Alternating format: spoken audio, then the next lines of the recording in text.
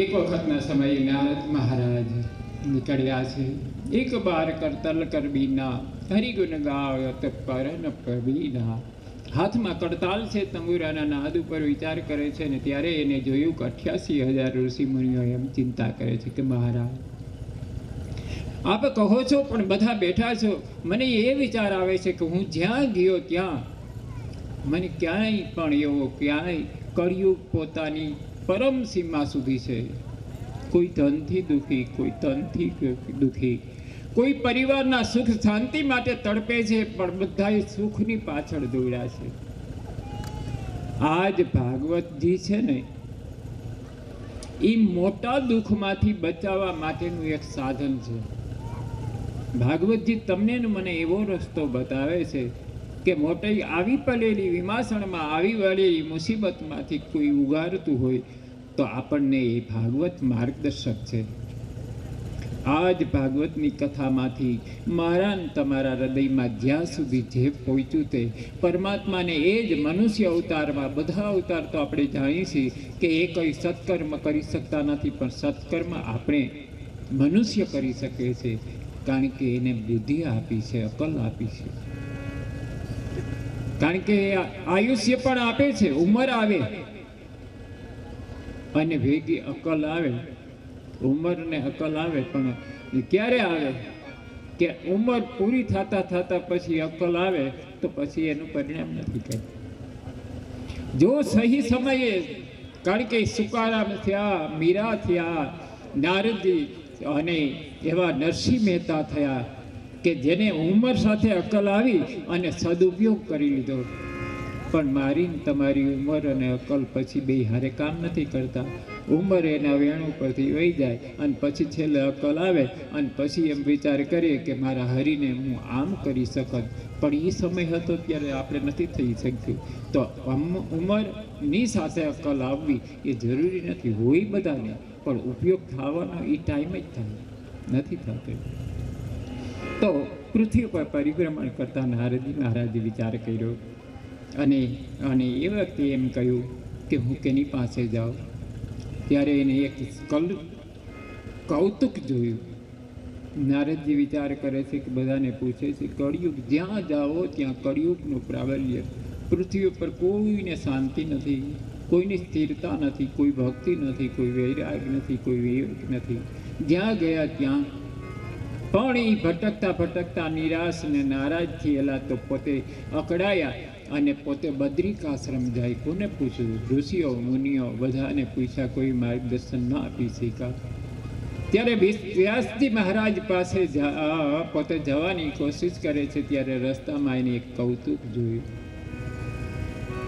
અને ભક્તિ દેવી મહારાણી પણ એ પરિસ્થિતિમાં હતા. એક સ્ત્રી છે, વૃદ્ધ હાલતમાં યમુનાના કિનારા ઉપર છે. એને પણ બેન જોયા હોય તો યુવાન થઈ ગયા. ભક્તિ મહારાણી યુવાન હતા, પણ એ વૃંદાવનમાં આવ્યા પછી પોતે યુવાન થયા, ભક્તિ યુવાન થઈ, પણ બે દીકરા જ્ઞાન અને વૈરાગ્ય છે એ વૃદ્ધ થઈ ગયા. એ અચેત હાલતમાં પડ્યા હતા. એને કોણ સચેત કરે? ભક્તિ અતિ દુઃખી છે, માથા ઉપર હાથ મૂકીને કહેવા લાગ્યા કે મહારાજ એમને આ ગુરુદેવને જોયા, નારદજી મહારાજને. ત્યારે આંખમાં આંસુ સરી પડ્યા ને ત્યારે વિચાર કર્યો, ઘણી દાસીઓ અને બધા બેઠા છે, કોઈ પંખો નાખે ભક્તિને, જ્ઞાન વૈરાગ્ય મુશ્કેલીમાં, એ મૂર્છિત હાલતમાં, જેમને મરણ હાલતમાં પડ્યા છે એવા નારદજીને જતા જોયા વીણા વાદન. અને એ વખતે દૂરથી ભક્તિ દેવીએ જોયું, આજુબાજુ પંખો નાખતી સ્ત્રીઓએ ભક્તિ માતાને જોયા એટલે હાથ જોડી અને ગુરુદેવના ચરણમાં વંદન કરી, મહારાજ આપનો સમય તો ભક્તિ અને જ્ઞાન વૈરાગ્યમાં હોય, પણ પ્રભુ આપની હું વંદન કરીને તમારો સમય વધારે નહીં બગાડું. તમે મને એ બતાવો કે પ્રભુ મને રસ્તો બતાવો. નારદજી બાજુમાં આવ્યા, સ્ત્રીની લાગણી જોઈ અને ભાવથી ભાવાવેશમાં હાથ જોડી અને બોલેલા શબ્દો એટલે ભક્તિને કહ્યું, તું સ્ત્રી છો તો કોણ છો? અને આ હાલતમાં કેમ? અને આ બે બાળકો, આ બે વૃદ્ધો કોણ છે? અને કેટલાય પ્રશ્ન કર્યા, અને આ કેટલી બધી બહેનો છે, આ બધું કોણ છે? તમે શું મકસદથી અહીં બેઠા છો અને તમે મારી પાસેથી શું અપેક્ષા રાખો છો? એટલે આ સાંભળ્યા પછી ભક્તિની આંખમાં આંસુ આવી ગયા. મહારાજ આપ મને પ્રશ્ન કરો છો? તો બોલે હા, હું એટલા માટે હાથ જોડીને તમને કહું છું કે મને પૂછો છો તો હું ભક્તિ છું. અરે આંખમાં જળજળી આવી ગયા. નારદજી કહે, ભક્તિની હા દશા? હા મહારાજ, હું દ્રવિડ દેશમાં જન્મી હતી, પછી ફરતા ફરતે કર્ણાટકમાં આવી, મહારાષ્ટ્રમાં આવી, બધે મારું સન્માન થયું. હું યુવા અવસ્થામાં હતી ત્યારે એવા સંતો વલ્લભાચાર્ય, નિંબાર્કાચાર્ય મહારાજ, રામાનંદાચાર્ય મહારાજ, એવા મહાન મહાન સંતો થયા કે જેના કારણેથી હું પુષ્ટ હતી, શક્તિશાળી હતી. મારા બે યુવાન હતા, દીકરા યુવાન હતા, અને મારી સાથે મુક્તિ મારી દાસી હતી, ભક્તિની દાસી મુક્તિ. પણ એને જોયું કે કળિયુગના પ્રારંભના પરિણામે એ પરિસ્થિતિ થઈ કે હવે મુક્તિ મને છોડીને જતી રહી છે. એ વૈકુંઠમાં ગઈ. ભક્તિ કે હું અહીં રહી ગઈ છું, મને કોણ, મને તારે કોણ, મને કોણ રસ્તો સુજાવે? દુઃખી થયેલી ભક્તિએ હાથ જોડીને વિનંતી કરી એટલે નારદજીને દયા આવી અને પછી પૂછ્યું કે આ બધી બહેનો કોણ બેઠા છે? મહારાજ એ ગંગા, યમુના, સરસ્વતી, બ્રહ્મપુત્રા, સિંધુ, આ બધી નદીઓ છે એ સ્ત્રીના રૂપમાં લઈને આવી છે, સ્ત્રી રૂપ લઈને મારી સેવા માટે આવી છે. કોઈ મને વીંઝણો નાખે છે, કોઈ આ છે. અને ભક્તિને સિદ્ધ કરવા માટે પરમાત્માની આકૃતિ. ત્યારે નારદજીએ એમ કહ્યું કે દેવી ધીરજ ધારણ કરો, હવે તમે અત્યાર સુધી આવ્યા, હવે કાંઈ વાંધો નહીં, મારી પાસે જે જ્ઞાન છે એનો હું પ્રયોગ કરું કે જેથી કરીને એમનામાં જે સચેત થાય. મને મારી ચિંતા નથી પ્રભુ, હું યુવાન થઈ ગઈ. એક માં યુવાન હોય અને બાળક એના વૃદ્ધ હોય તો કેવું લાગે સામાજિક? તો તમે આ ચિત્ર જુઓ મહારાજ, મને એમ લાગે છે કે મને આમાં તારવા માટે તમે, અને સંતો પધારે છે તો કોઈના હાથ ઝાલે ને તો સંતો તારે. તો આ જગતમાં સંત જ ઉજારક છે. અને પછી હાથ ઝાલી અને કીધું કે દેવી આપ તો પરમાત્માના અતિ પ્યારા છે. અને તે વખતે સતયુગથી માંડી અને અત્યાર સુધી ત્રેતાયુગમાં, દ્વાપર યુગમાં, ત્યાં સુધી મારું તો જોર હતું પ્રભુ. હું જ્યાં જાતી ત્યાંથી મારું સન્માન થતું, સત્કાર થતો, લોકો મારા માટે જંગતા હતા, જપ તપ નિયમ. પણ કળિયુગ આવતા સુધી, અને એમાંય હું ગુજરાત આવી ને એટલે એમાં ક્યાંય ભક્તિ ન રહી, સાધના ન રહી, સ્થિતિ મારી સ્થિતિ આ થઈ ગઈ છે. ત્યારે નારદજીએ કહ્યું કે હવે દેવી ચિંતા કરવાની કોઈ કારણ નથી, તમારા બંને દીકરાને હમણાં હું સચેત કરી દઈશ. વીણા મૂકી અને પૂરા વેદ પાઠ 4 જેના શ્વાસોશ્વાસમાં નારદજીને છે કે હમણાં હું કરી લઉં, એમાં શું મોટી વાત હતી? તમારા દીકરાને મારી ઔષધની જરૂર હોય તો હમણાં હું એને પુષ્ટ કરું. આટલું કહ્યું અને પોતે પોતાના સાધના માર્ગમાં પોતે બંને જણાના કાનમાં આવી અને વેદ મંત્રોનો ગુંજારવ કર્યો છે. ખૂબ ચિંતન કરાયું પણ પરિણામ શૂન્ય જ આવ્યું. વેદનો, શાસ્ત્રોનું બધાનું જ્ઞાન આપવા છતાં પછી કંટાળી ભગવાને વિચાર કર્યો આ આવતા હતા વેદ છે એમાં કોઈ બેમત નથી. પણ વેદથી એવું થતું હતું કે આ જીવાત્મા બે જ્ઞાન અને વૈરાગ્ય છે એ ક્યારેક આંખ ખોલે, થોડું પડખું ફરે, પણ એનામાં જેટલી ચેતનતા, જેટલી શક્તિ આવવી જોઈએ, ઊભા થવા જોઈએ, યુવાન થવા જોઈએ, એવું કંઈ થયું નહીં. નારદજી એટલા કંટાળી ગયા અને દુઃખી થયેલા નારદજી વિચાર કર્યો, બધા પ્રયોગો કરી લીધા, કંટાળીને થાકીને પછી વિચાર કરવા લાગ્યો. તો એના પુરુષાર્થને જોઈને આકાશમાંથી આકાશવાણી થઈ, મહારાજ તમારી એ નહીં થાય તમારાથી. તો આકાશવાણીના શબ્દો સાંભળ્યા. કેમ?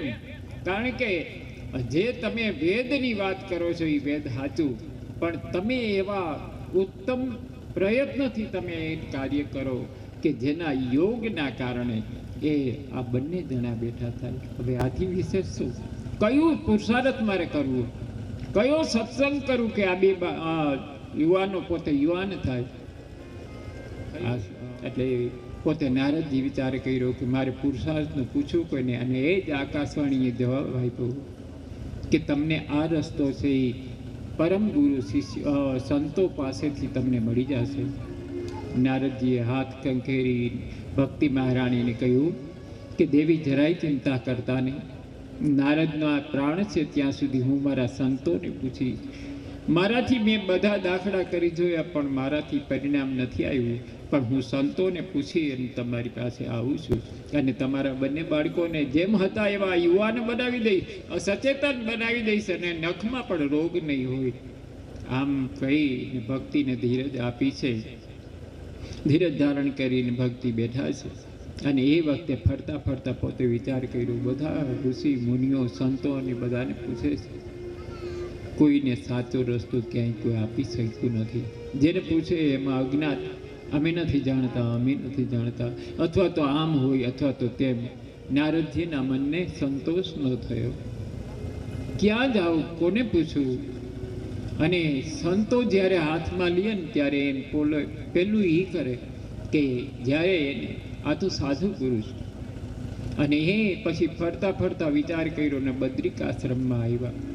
કાતિલ ઠંડી છે તો કોઈ એવા સંતના મહાપુરુષના સંયોગ થઈ જાય, નારદજીને ખબર નથી. અને નારાયણ નારાયણ કરતા ત્યાં સામેથી એમને સનત કુમારો ચારેય ભાઈઓ એટલે બાળકો અવસ્થામાં છે. બ્રહ્માજીના પહેલું સંતાન જેને કહી શકાય તે સનંદન સુનંદન, આવા 4 બાળકો જે 5 જ વર્ષનું પોતાનું જીવન છે એ 5 વર્ષથી મોટા નથી થતા, એમનું તપ એવું, એવી રીતે 5 જ વર્ષની હાલતમાં રહીએ છે. અને છતાંય એ વૃદ્ધોના વૃદ્ધ છે. ઘણી પેઢીઓ જતી રહી પણ 5 વર્ષમાંથી 6થું વર્ષ એને નથી આવ્યું, એ એમ જ રહ્યા છે. અને દિગંબર અવસ્થામાં ફરી રહ્યા હતા. એને એમ જોયું, સનત કુમારની જરાક મજાક સૂજી, નારદજી હોય તો તરત જ અમને દેખે, દંડવત કરે, બોલાવે, પણ આજ કેમ નારદજી ગુમસુમ હાલતમાં છે અને બદ્રિકાશ્રમથી આગળ જવા માટે કરે છે. ત્યારે એમને નારદજીના હાથ પકડીને કીધું કે મહારાજ કઈ બાજુ? આપ આ બાજુના રસ્તે ક્યારેય ભૂલા પડ્યા નથી ને આજ અત્યારે આવ્યા મહારાજ. અરે મહારાજ આપનું જ કામ હતું, બતાવો ને. બોલે શું? તમારે એટલું જ કામ કે હું આવ્યો છું તો મને એ બતાવો કે મારે હું જે જગ્યાએ ગયો એ યમુનાના કાંઠા ઉપર એક સ્ત્રી એટલે કે ભક્તિ અને એના 2 જ્ઞાન અને વૈરાગ્ય વૃદ્ધ થયેલા બાળકોને જોયા ત્યારે મને બહુ દયા આવી. હવે પણ અચેતન હાલતમાં છે, મારે શું કરવું જોઈએ? તો એના માટે મને કોઈ રસ્તો બતાવો. હવે એ માટે સનત કુમારોએ કહેવા લાગ્યા કે મહારાજ શું કરવું? તમે કાખમાં છોકરું અને ગામમાં ઢેંઢરો પીટવા નીકળ્યા છો. તમે જ તો કોકને રસ્તો બતાવો ને પાછા તમે જ ગોટે ચડી જાઓ. વ્યાસજીને જ્યારે રસ્તો નહોતો મળતો પ્રભુ, ત્યારે આપે જ એમ કહ્યું હતું કે આ કાર્ય કરો, અને આજ તમે પાછા મને પૂછવા આવ્યા છો. બોલે મહારાજ, મસ્કરીના ટાઈમે મસ્કરી હોય તો સારી લાગે પ્રભુ, અત્યારે મને પૂછો, કારણ કે ભક્તિ મહારાણીનું દુઃખ હું જોઈ શક્યો નથી. જ્ઞાન વૈરાગ્ય અચલ હાલતમાં પડ્યા છે. કળિયુગનું સામ્રાજ્ય પૂરું ફેલાયેલું છે, અને સાપ જેમ ડસવા માટે તૈયાર થયો એવો કાળ રૂપ સાપ છે એ બધાને ભરડામાં લઈ લીધા છે. અને આજના સુગના માણસો પણ, એવા બધા બુદ્ધિજીવી માણસો પણ મોટા મોટા મઠું કરી અને ભક્તિના નામે દંભ કરીએ. આપણે એને રસ્તો બતાવવાની વાત છે. શબ્દો સાંભળી અને ત્યાર પછી સનત કુમારો કહે છે કે મહારાજ, તમે આ કર્યું નહીં. બોલે વેદ જે કંઈ મારે પછી બ્રહ્મ જ્ઞાન હતું એ દેવાનું મેં દઈ દીધું, પણ એનાથી કોઈ પરિણામ ન આવ્યું. મહારાજ, વેદના સાર રૂપ હોય ગમે તે ગણો, પણ મારે તો તમને એટલું જ કહેવું છે કે તમે ભલે જે કર્યું એ, પણ તમે એ ભાગવત નથી કર્યું. બોલે મહારાજ, વેદમાંથી તો ભાગવત નીકળ્યું છે. મેં 4 વેદ કહ્યા, ઋગ્વેદ, અથર્વવેદ, આ બધા યોગ મેં બધી રીતે એમને કોશિશ કરી છે, પણ પરિણામમાં નહીં લજાયું. બોલે કે તો ચિંતા ન કરો, તમે એને ભાગવત કરો. મહારાજ સમજાણું નહીં. બોલે જો વેદમાંથી નીકળેલું હોય અને વેદ જેને ઊભા ન કરી શકે એને શું ભાગવત ઊભું કરી દેશે? બોલે મહારાજ, હું તમને એ કહું છું કે જે વેદનો સાર છે ને એ ભાગવત છે. તમે એને સાર સંભળાવવાની કોશિશ કરો. મહારાજ, મને ખબર છે, પણ સાર જો દવાથી કામ ન થયું, હવે એ થોડુંક ઓહળિયા લઈને આપણે કરશું તો બોલે કે હા એ જ કામ કરશે. બોલે કે કેવી રીતે? કે 100 મણ દૂધ હોય, 100 મણ દૂધ, એનો દીવો કરવા જાઓ ને તો દીવો ન પ્રગટે, પણ એ દૂધને તમે છાશ નાખીને જમાવી દો, દહીં બનાવો, વલોવી નાખો, માખણ નીકળે, એને તપાવીને ઘી બનાવો, અને ઘીનો પછી 2 તોલા ઘી હોય અને પછી દીવે પ્રગટાવો, એટલે દીવો થશે. બોલે એ મહારાજ તો ખબર છે. બોલે એ આટલી જ ભૂલ છે તમારી. એટલે આ જો રસ્તો બતાવે તો એ જ. હા, હું તમને કહું છું કે વેદ ભલે પૂરેપૂરું જ્ઞાન છે, હું સમજું છું, પણ વેદ સુલભ નથી, બધા સમજી શકતા નથી. પણ ભાગવત એવું જ્ઞાન છે, બધા પચાવી શકે ને સમજી પણ શકે છે. આ શબ્દ સાંભળ્યા પછી આનંદમાં ભડકાવ થયેલા સંત ઘડિયાળ સમયનું 5 મિનિટ. હાલો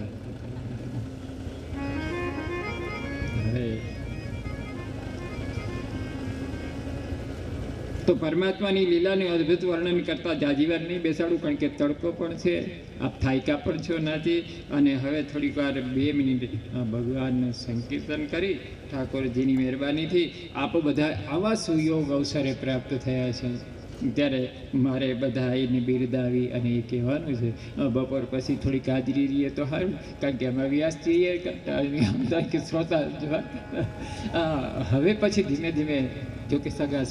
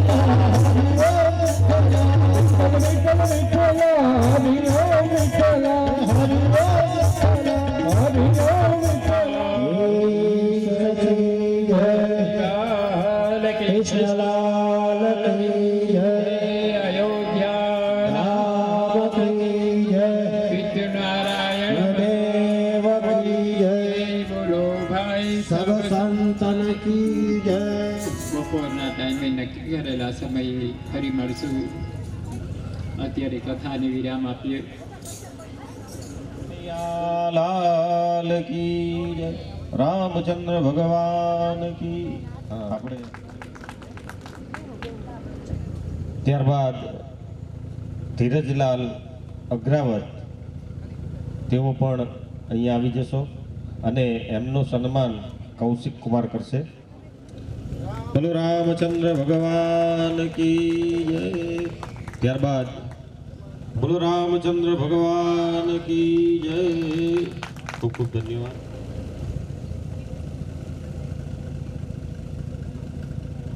સન્માન કરી રહ્યા છે ભરતભાઈ. એકવાર જોરદાર તાલથી વધાવો એમને. બોલો રામચંદ્ર ભગવાન કી જય.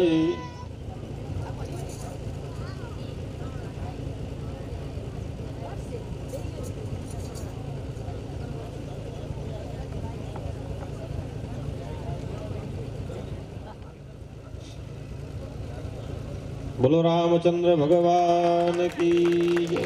ખૂબ ખૂબ ધન્યવાદ બંને ભરતભાઈ.